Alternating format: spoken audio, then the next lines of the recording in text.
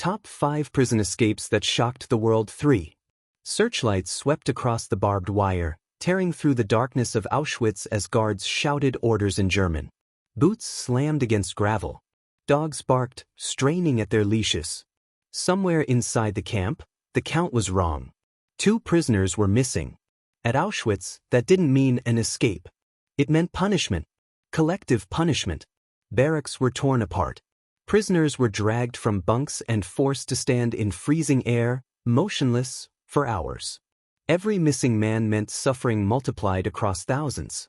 But this time was different, because Rudolf Verba and Alfred Wetzler were already gone. Days earlier, they had disappeared into the perimeter of the camp itself, hiding where no one thought to look. Not running. Not panicking.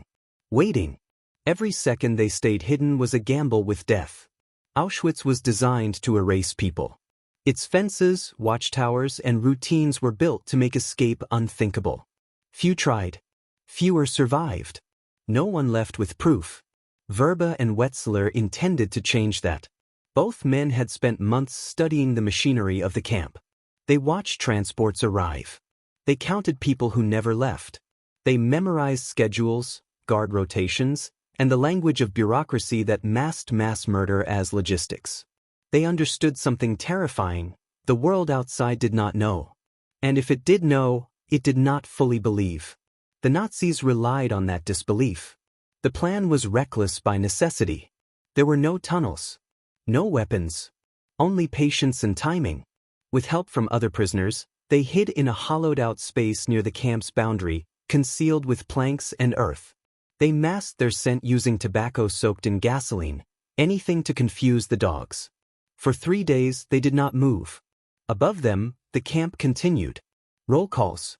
Whistles. Orders. Death operating on schedule. Guards searched and failed to find them, assuming the missing men were already dead. That assumption saved their lives. On the 4th night, when the search was called off, Verba and Wetzler crawled out. They didn't sprint.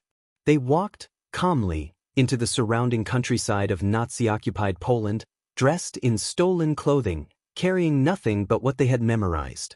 What they carried mattered more than their lives. They moved at night, hiding by day, navigating forests and villages where being discovered meant execution. Every encounter was a risk, a question asked the wrong way, a glance held too long, papers they did not have. They crossed borders by instinct and luck, driven by one objective: get the truth out. Weeks later, exhausted and emaciated, they reached Slovakia. Safe, for the moment. There, they began to write. What followed was one of the most detailed eyewitness accounts ever produced during the Holocaust. Page after page. Numbers. Diagrams. Schedules. Gas chambers. Crematoria. Transport capacities. The industrial scale of murder laid out with chilling precision. It wasn't a plea. It was evidence. The report described Auschwitz not as rumor or exaggeration, but as a system. A process refined for efficiency. It named dates. It explained how selections worked. Who lived temporarily. Who was sent directly to die. It shattered the illusion that no one could know for sure. The document would later become known as the Verba-Wetzler Report. And once it existed, the danger multiplied. Because knowledge is a threat. The report had to be smuggled, copied, translated, passed through resistance networks and diplomats. Each transfer risked exposure. Each delay meant more trains arriving, more people disappearing behind the gates. Verba and Wetzler had escaped. The world's response was slow. Disbelief lingered. Political caution dulled urgency. But the report reached the right eyes. Pressure mounted. Debates erupted.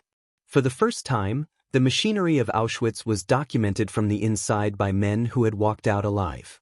The Nazis tried to suppress it, to discredit it, to drown it in denial.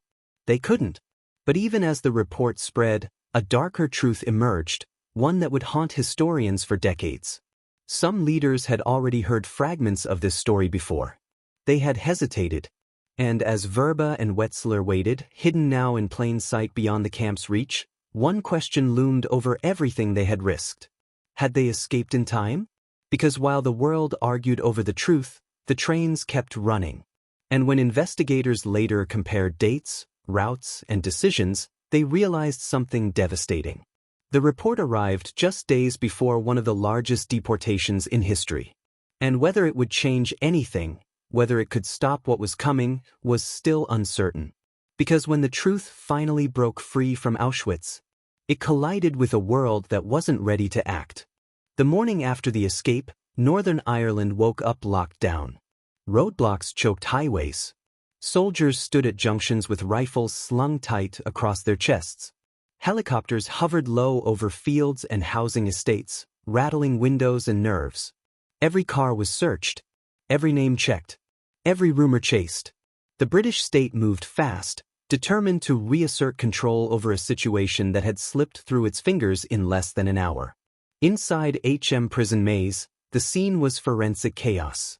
Investigators walked the routes the prisoners had taken, step by step, tracing the path of the food truck as if following a crime scene chalk line through the heart of the facility. Keys lay where they had been dropped. Doors stood open that had never been breached before.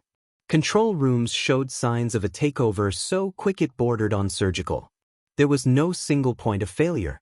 There were dozens. Guards were interviewed immediately. Some were shaken. Others were angry. A few were quietly stunned, replaying moments they now understood differently. A routine check that felt rushed. A door opened without looking twice. A voice that sounded confident enough to obey. Confidence had been the weapon. The prisoners had not overwhelmed the maze with numbers alone. They had overwhelmed it with certainty. Orders delivered as if they were official. Movements executed as if authorized. In a system trained to respond to chaos, discipline had been the blind spot. As the manhunt intensified, recaptures began. A group was found abandoned after a vehicle crash. Another was detained after a tip-off. Some were captured within hours. Others within days. Each arrest was announced with urgency, proof that the state was closing in. But the numbers told a different story. Too many were still free. Those who escaped had not scattered randomly. They had split along lines drawn long before the breakout, towards safe houses, sympathetic neighborhoods, and routes that led south. The escape had not ended at the prison gate. It had simply changed phase. Politicians demanded answers. Newspapers ran diagrams of the prison. Television panels argued over blame. Was it incompetence? Understaffing? Political pressure? Each explanation circled the same uncomfortable truth without naming it directly. The maze had become predictable. For years, officials believed the greatest risk inside the prison was disorder, riots, protests, hunger strikes. Security planning was built around controlling noise, disruption, and visible defiance. What it failed to anticipate was silence. Coordination. Men who waited instead of reacted. That failure became impossible to ignore when internal documents surfaced. Reports showed that minor incidents had occurred in the months leading up to the escape. Tools misplaced. Doors opened too easily. Guards reporting unusual behavior that didn't fit known patterns. None of it triggered alarms because none of it looked urgent. Each warning was assessed in isolation. Together, they were a rehearsal. As Parliament debated responsibility, senior officials were forced into public admissions. Procedures had been relaxed to maintain order. Trust had replaced verification. The prison had relied on the idea that fear would deter planning. It hadn't. The most damaging revelation came when investigators examined the food truck itself. It had entered and exited the compound countless times without full inspection, its familiarity turning it into a blind spot. The escape exploited that familiarity perfectly. By the time the truck became a threat, it was already the prison's spine.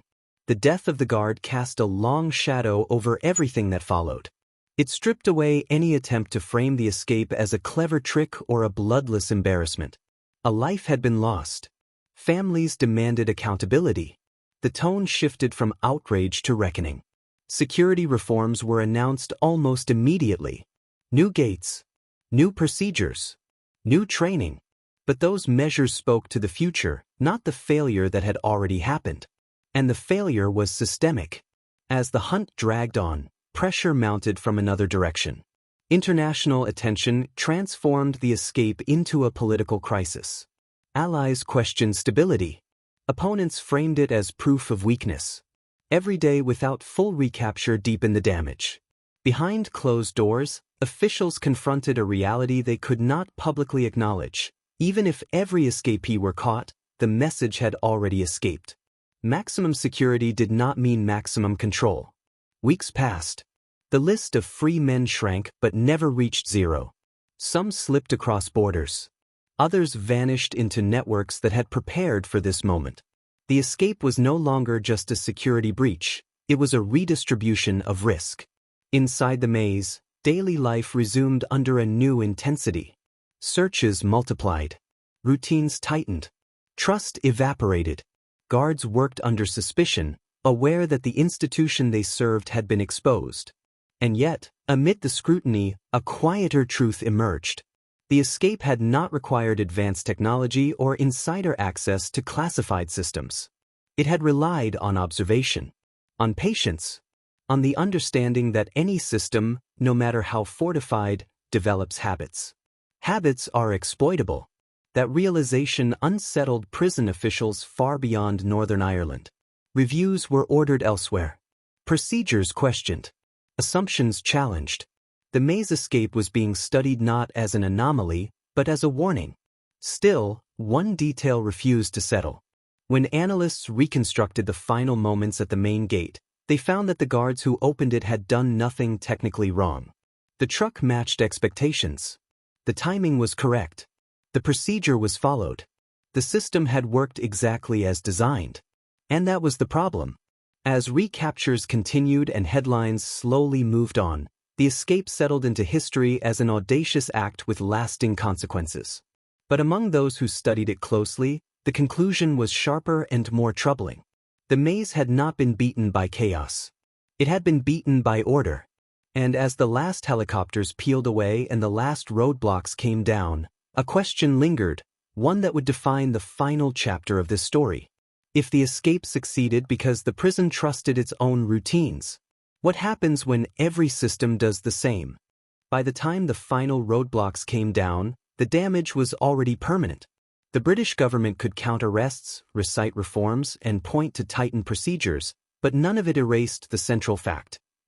Prison maze had been penetrated from the inside out. Not breached by explosives or riots, but undone by trust, repetition, and the quiet confidence of men who understood the system better than the system understood itself. For the guards who remained, the prison felt different. Every routine now carried suspicion. Every vehicle was inspected as if it were hostile. Every instruction required confirmation. What had once been muscle memory became friction. The maze was no longer predictable, and predictability had been its greatest strength and greatest weakness. Publicly, officials emphasized success. Arrests mounted. By the end of the year, more than half of the escapees were back behind bars. Statements were delivered with controlled certainty.